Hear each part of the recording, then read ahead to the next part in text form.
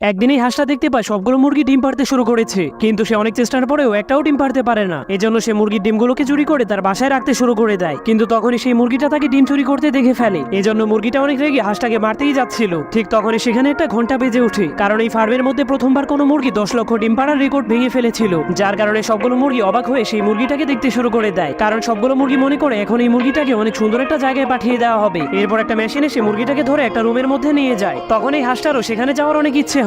এরপর তাদের মালিক আসলেই সবগুলো মুরগি সেখান থেকে পালিয়ে যায়, কিন্তু মালিক সেই হাঁসটাকে ধরে ফেলে, কারণ সে একটাও ডিম পারেনি। তখন হাঁসটা বলে, মালিক আমাকে ছেড়ে দিন, আমি আজকে অনেক বড় একটি ডিম পারবো। এটা শোনার পর মালিক তাকে মাফ করে দেয়। এরপর তাদের সবার খাওয়া দাওয়ার টাইম হয়ে যায়। তখন এই হাঁসটা বড় ডিম পারার জন্য একসাথে অনেকগুলো খাবার খেয়ে ফেলে। এরপর সে তার বাসায় গিয়ে বসলেই মোটা হওয়ার কারণে সে নিচে ঢুকে যায়, যার কারণে তার 10 লক্ষ ডিম পাড়ার রেকর্ড কমপ্লিট হয়ে যায়। তখন সেই মেশিনটা এসে তাকে সেই রুমের মধ্যে নিয়ে যায়। এরপর হাঁসটাকে সেখানে নিয়ে ছিলে দেওয়া হয়, কারণ এখন তাদেরকে জবাই করা হবে। পার্ট 2 দেখতে চাইলে আপনার ফোনে কত % চার্জ আছে তা কমেন্ট করে দিন।